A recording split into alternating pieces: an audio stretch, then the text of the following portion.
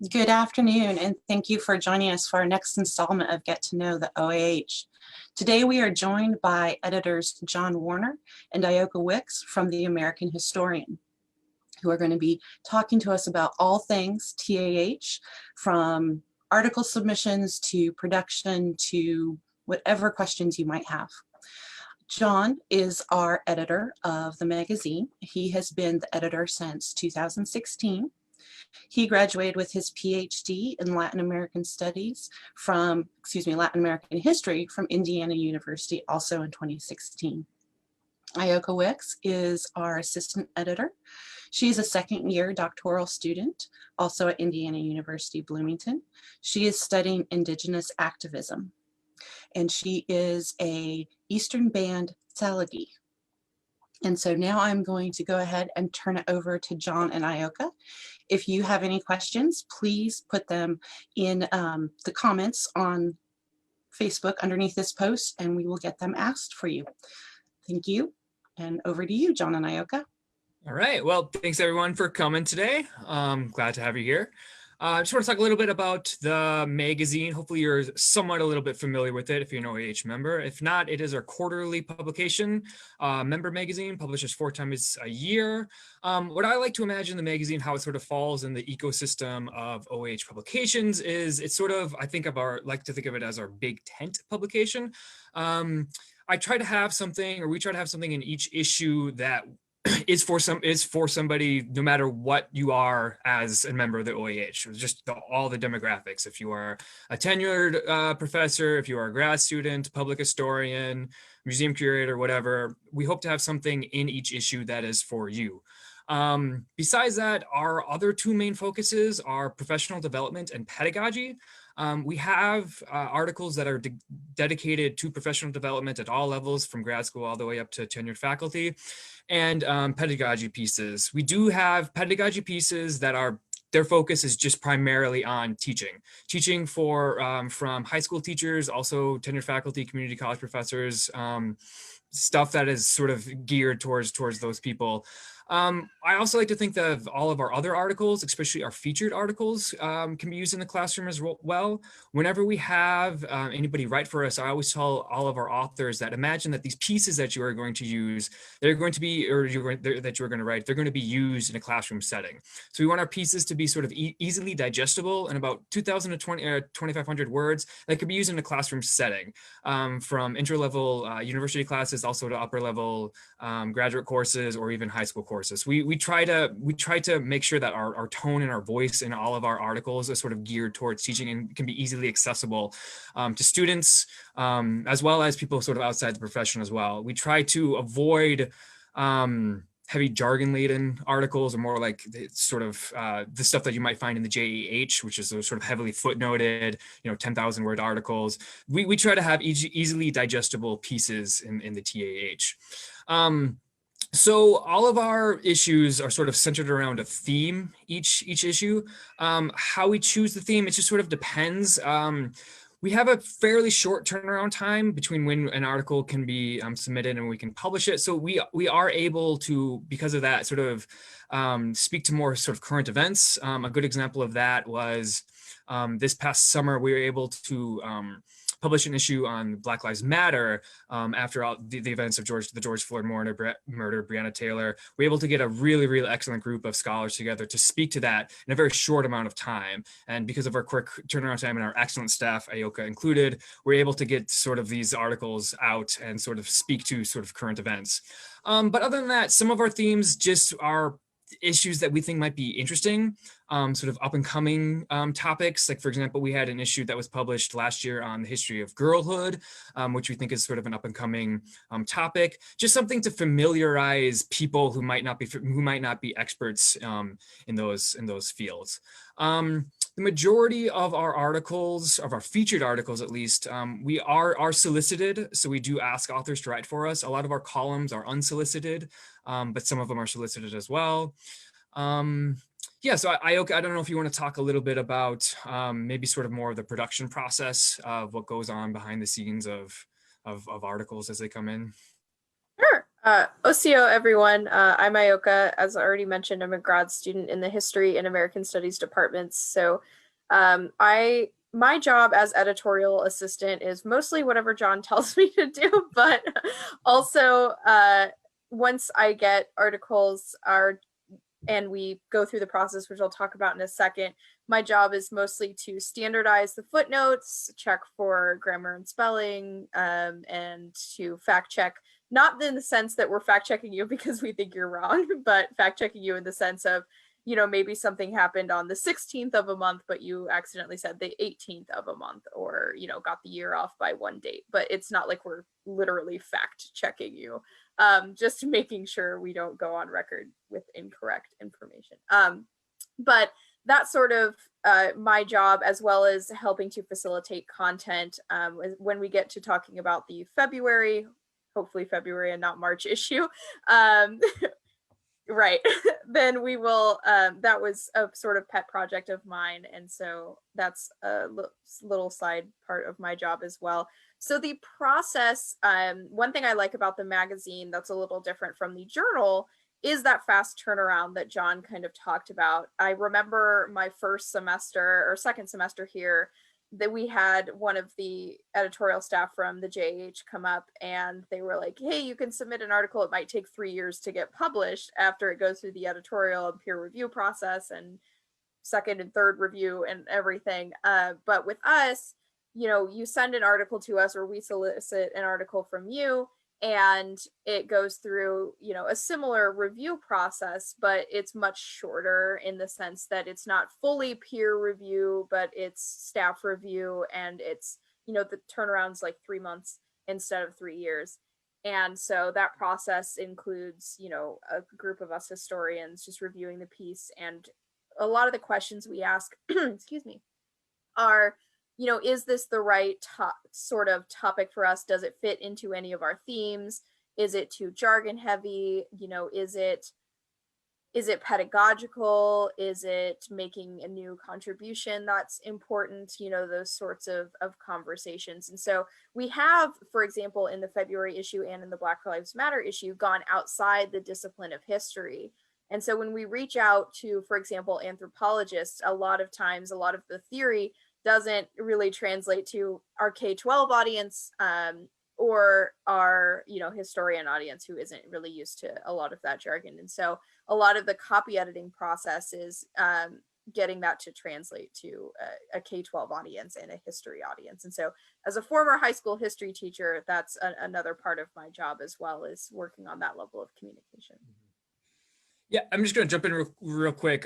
Sort of speaking to your point, one of the reasons why we're able to have a quick turnaround time and we don't have as like the peer review process similar to the JH is because most of the stuff that we publish, it's not necessarily original research, and the fact that this is the first time it's ever been published, right?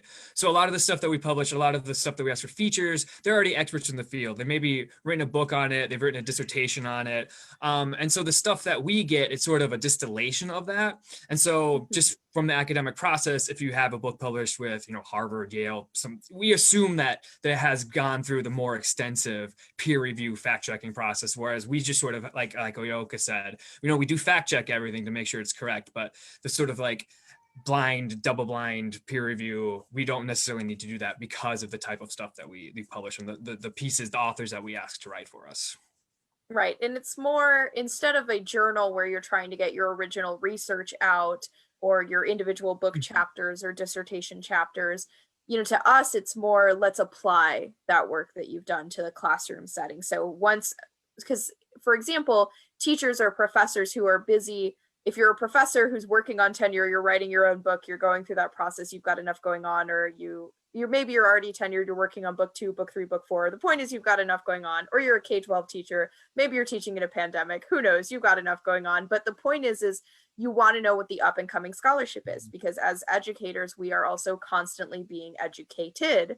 And so wanting to make sure our curriculum is updated. And so what I see the TAH and complementary to the JAH is like, okay, so new scholarships coming out in the JAH or the AHR, and how do we apply that to the classroom? And so we're that partner piece for teachers and for public history. Exactly. Don't want to say we are not for public history, because we are. We love you all, public history. Yes.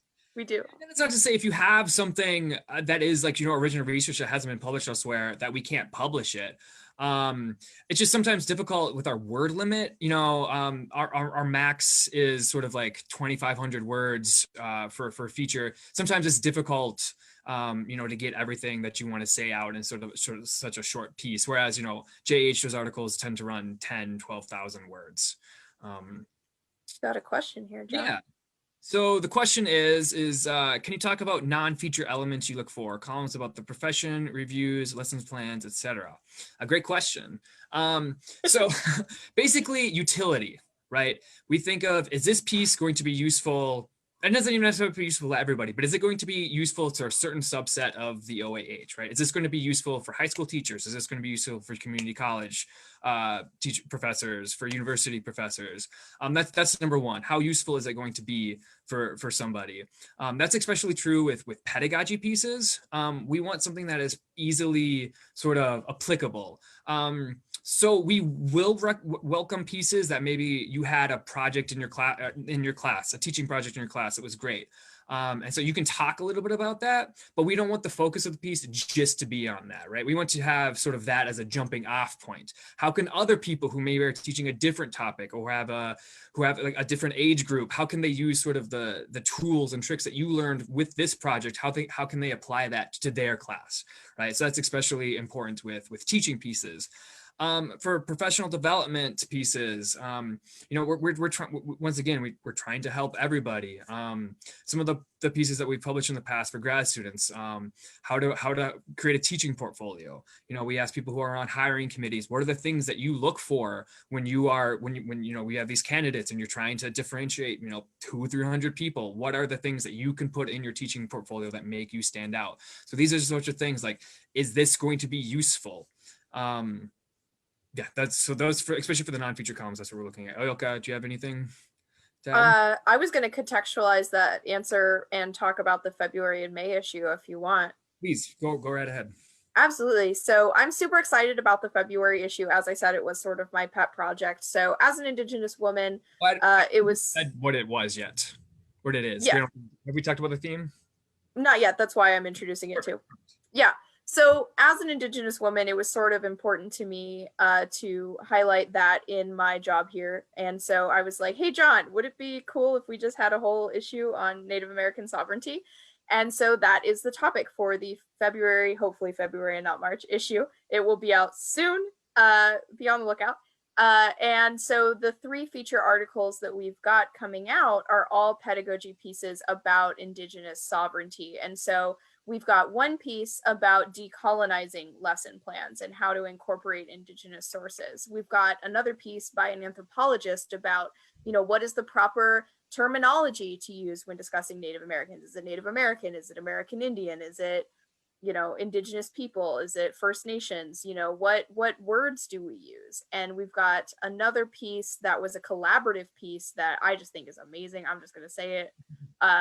4 authors came together and just slayed the historical record. So I'm excited about that. And then, so that is a cool piece that comes together. And so when you asked about, columns about the profession and about lesson plans, those can sometimes end up in features, even if they're not like the text of lesson plans. But for the May issue, to answer your question about, columns about the profession, the May issue, we were originally talking about a theme of state of the field, but then we sort of wanted to change it to state of graduate school. And so we're looking at doing a roundtable of various graduate school cohorts across the country and sort of letting graduate students anonymously. So sorry, you're not going to know who's speaking about what universities, but learning about what graduate students are feeling right now, because COVID has not just impacted us, emotionally and physically and health-wise, medically, but it has drastically affected our ability to do research and travel and get into archives and, access just like connecting and conferences and everything. And so a roundtable of graduate students, but also, John, correct me if I'm wrong, is there an article about digital dissertations too? That was actually already published. Oh. That was published in I think it was just the previous issue. Okay. I can't remember. A piece on digital dissertations. how to, it was How to do that. yeah, by someone who wrote a digital dissertation, sort of how do you navigate your committee who might not be familiar with what a digital dissertation is, something that's not just like 5 chapters, where you have to create a database, and basically convincing the committee and future hiring committees why this is useful and how it adds to the field. Right. So yeah, we definitely have sometimes the things that you mentioned as non-feature elements actually end up as feature elements. Yeah. Next question, John, is how do we decide on issue themes? It really just kind of depends on some of it has to be with like what's going on in the outside world, right? We are, like we have mentioned before, with a quick turnaround time, we are able to speak to current events. So for that Black Lives Matter issue, it was something that we felt was very important to address. It originally started off maybe just an article, but then we thought we kind of just have to devote a whole entire issue to this. And so that's why we decided to do that. Some of the other ones are we just kind of sit around and talk and think like, what's interesting? What do you think would be a really interesting piece? Steve Andrews, who is not with us, but helps out with some of the editorial process.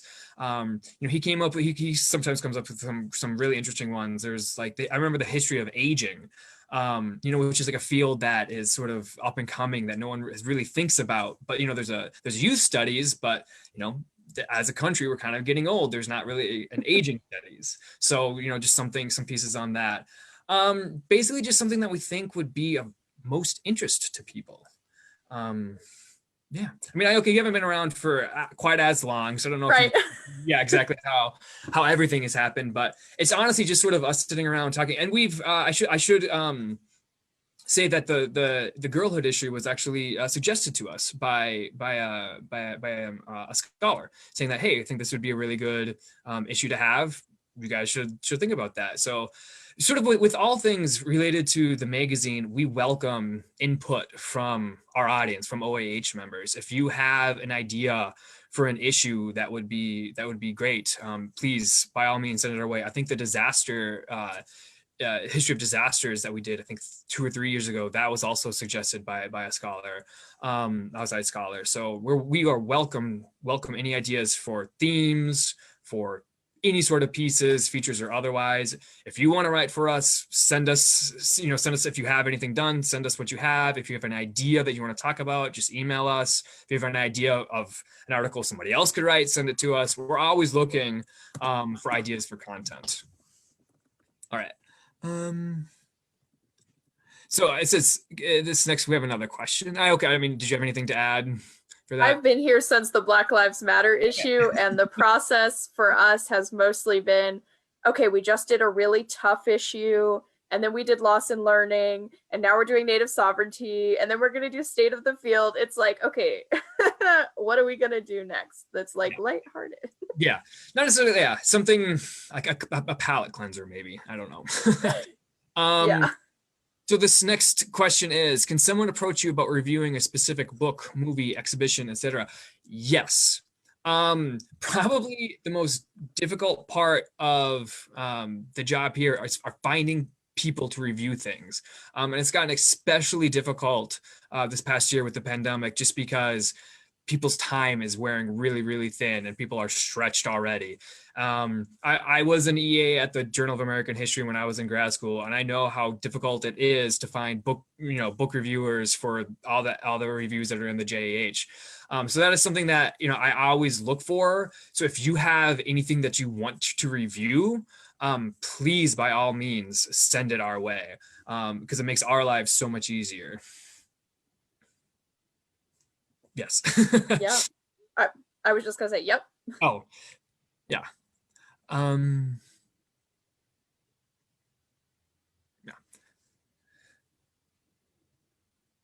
So other things about the magazines. What about special guest editors? Yes, we had one with the Black Lives Matter issue. John, you want to talk about that?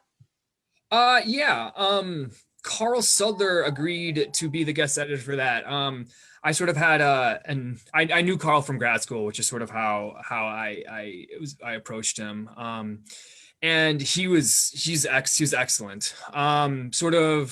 he found all the authors, and we collaborated about what sort of pieces we wanted in the issue. And he was able to contact all the authors and send it our way, and we did all the production, and that issue just turned out fantastically. I'm just so pleased that we were able to get, especially the voices in that issue that we did, all like young up and coming scholars who had wonderful things to say. And if you have not yet checked out that issue, the whole thing is still up for free at our website, oah.org/TAH.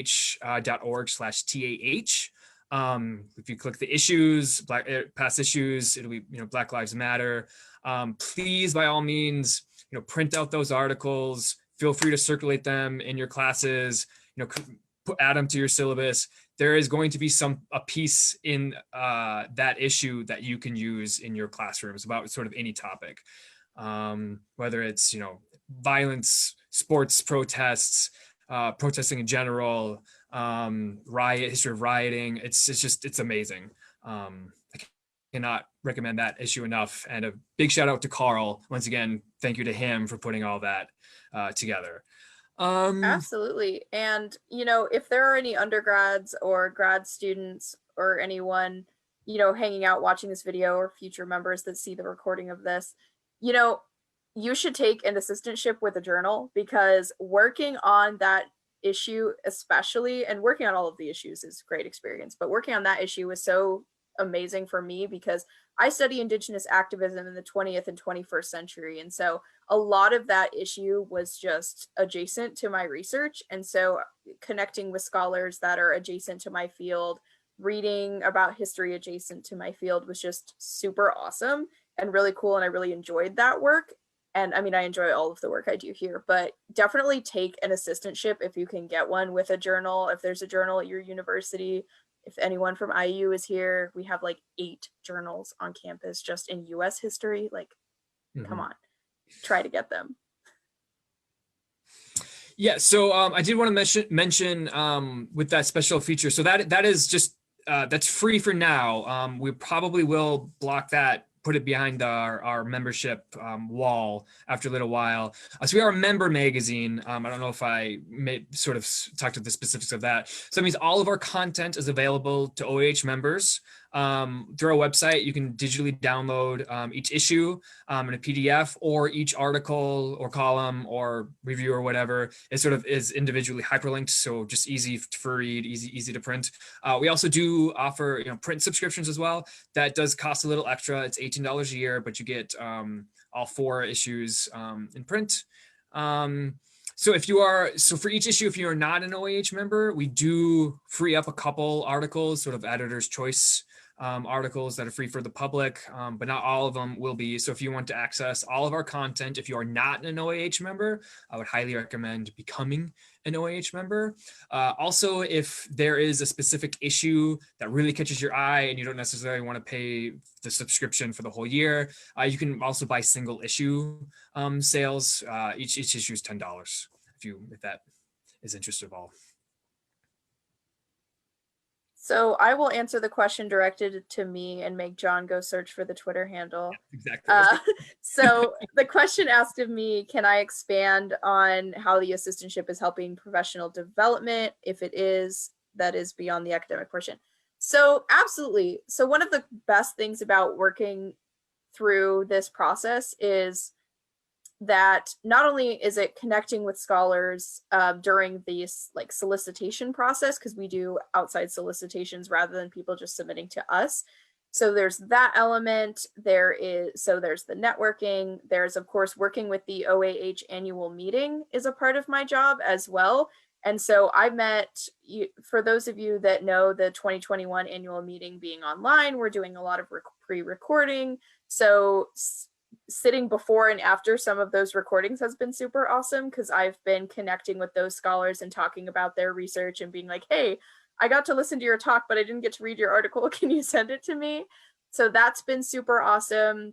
Also, one of my committee members was on one of the recordings, and so I got to catch up with her, which was interesting because she's also on research leave right now. And then another thing is just being able to sit through the editorial process. And even though it's different here than it is at the JH, I have people in my cohort who work at the JH, but still working through, what does copy editing look like? What does the process of talking through, do we want to publish this article or not? What does that process look like? And the process of coming up with an issue or pairing issues and articles together, and all of that process is useful. And when I got to the point of submitting an article for the first time and submitting a paper to the OAH annual meeting, it gave me a lot of confidence to do those things.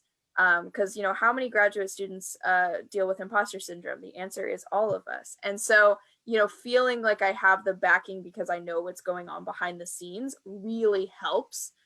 And so it definitely helps with professional development, because I know here's what the journal's going to ask for, and here's what they're going to talk about, in their little editorial meeting when they get my submission. And so even when I go to submit later my original dissertation research to the JH or the AHR or William & Mary Quarterly, wherever, I don't know, then I will know kind of the different standards and what that process looks like and why it looks that way. And, getting published in a place where pedagogy matters too is also different. And so writing in those different, and that code switching was also a good professional development too. The code switching and helping historians code switch between writing academically for the journal and writing pedagogically and conversationally for the magazine was absolutely just invaluable to my experience as a graduate student and hopefully professor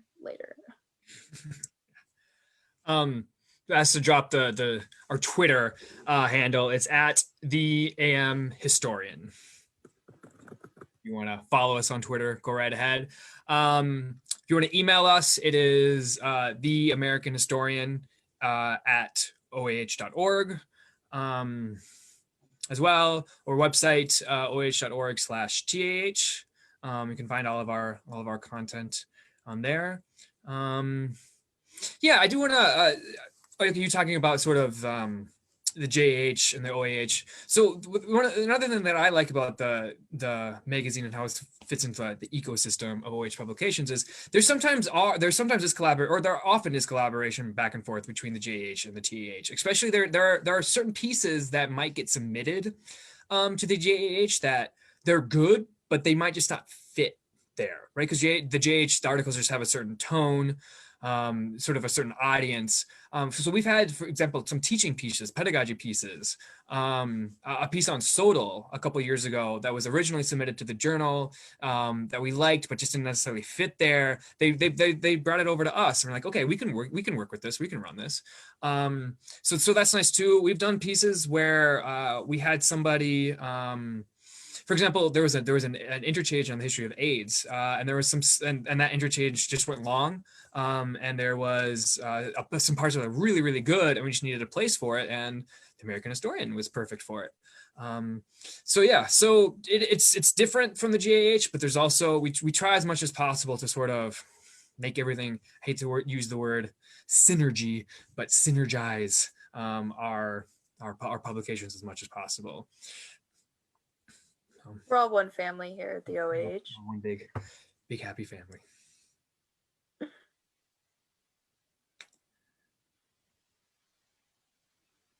So if there's any more questions, Ayoka, is there anything else that you think of that we might have missed?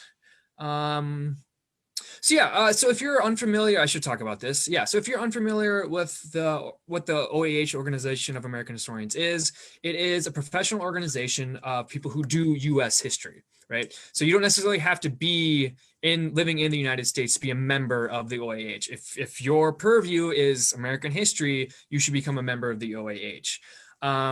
We are the organization that publishes, like we've talked about, it is the flagship journal of American history, which is the Journal of American History. So we published that. We published the TAH. I should give a shout out to Process blog as well, which is the fantastic blog, which is run out of the JH office as well. They also are able to publish sort of really timely pieces on current events as well. You should definitely check that out. as well. So we hold every year, we hold the annual meeting, which is the largest professional meeting of U.S. historians. This year it's going to be a digital meeting. Heine, our meetings coordinator, who is amazing, has done an absolutely amazing job of making the digital program fantastic. So, obviously it's disappointing that you can't meet in person, but this is honestly the next, it's great. It's fantastic. Especially you don't have to travel anywhere, right?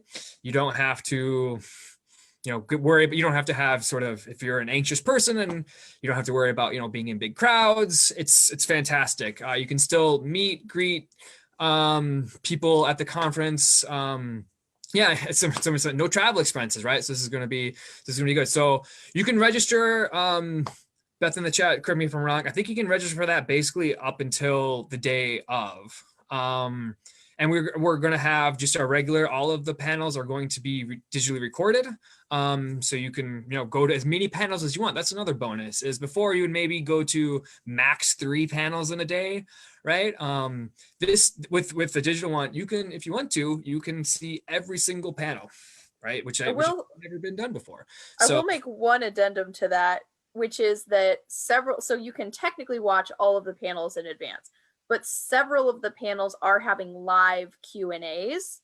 And so even though you will watch it beforehand, you can still show up in April for a live Q&A. And so maybe you can't go to all of the live Q&As, but you can still, the point is that even though maybe you'll miss out on the socializing with the scholars later aspect, but you won't miss out on the being able to ask questions of the presenters for several of the recordings, which I think is super important to know. Yeah, all from the comfort of your home. Yes, right? in your pajamas if you like. Yes, if you want, in your pajamas. Yeah. So yeah, that's another thing. We also do, other member benefits. Advocacy is something that we do a lot of. We've written responses to the 1776 Commission, George Floyd murder, protests, sort of some of the stuff that's been popping up on tenure. There's been some instances at different universities where some tenured faculty have been, let go. And so we advocate and we write advocacy letters for that. We are working on something, I assume it's okay, Beth, I'm going to wait for you about sort of the response to the 1776 Commission. I'm going to wait to see the okay on that before I sort of delve into sort of details. But anyways, we sort of advocate for everybody in the historical profession, right? This is not an organization just for tenure track faculty at all, right? We help graduate students. Our memberships are cheap. We offer discounted conference programs. We offer grants, scholarships for you to travel to conferences. Also OAH, research grants as well. Also these sorts of things, as well as the certain networking aspect that comes with being a part of the OAH. Anybody and everybody, if you consider yourself an historian, right? It doesn't even necessarily have to be a professional historian, but if you are a historian, somebody who loves history, you should be part of the OAH, because we, like I said, we advocate for history and the importance of history, not just in the schools, but in their everyday lives, and history literacy, right? I think that is something that is very important right now, because there is, sort of a, lack of a better word, a battle over history and how history is taught, how history is seen. And so we are doing as much as we can to sort of help steer that conversation in the right direction.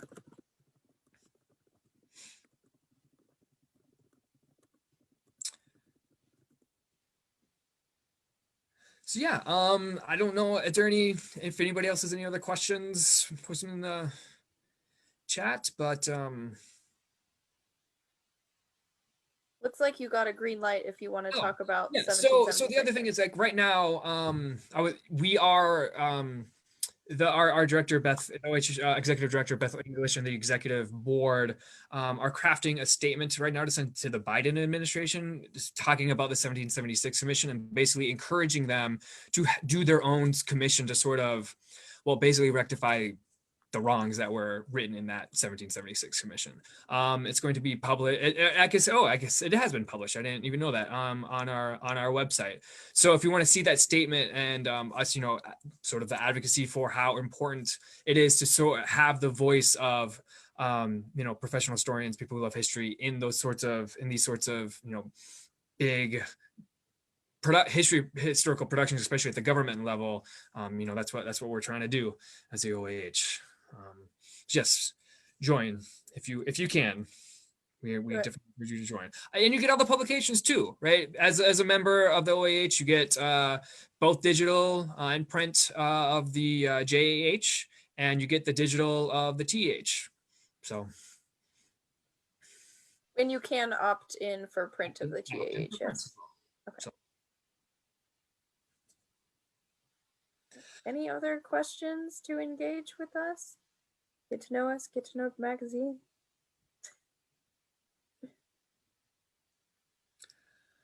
All right. So yeah, if at any time you have any questions just about, or if you have any ideas, once again, for any sort of pieces, any sort of features, email us, theamericanhistorian@oah.org. All that information on how to contact us is available on the OAH's webpage, oah.org. We welcome any and all feedback, positive, negative. We want to know how we're doing, because we want to make sure that we are a publication that serves the OAH, right? And so we want to make sure that we serve the OAH's diverse membership. So get in contact with us. All right, thanks, friends. Beth, back to you. Thank you, John and Ioka. I appreciate you being here and chatting with us today. I've learned a lot about the magazine, and I'm sure all of our listeners have as well.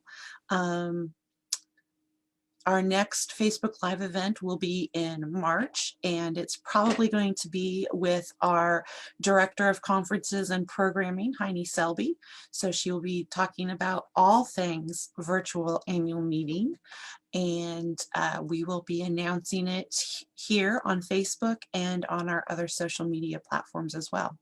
Thank you, everyone. Have a good evening.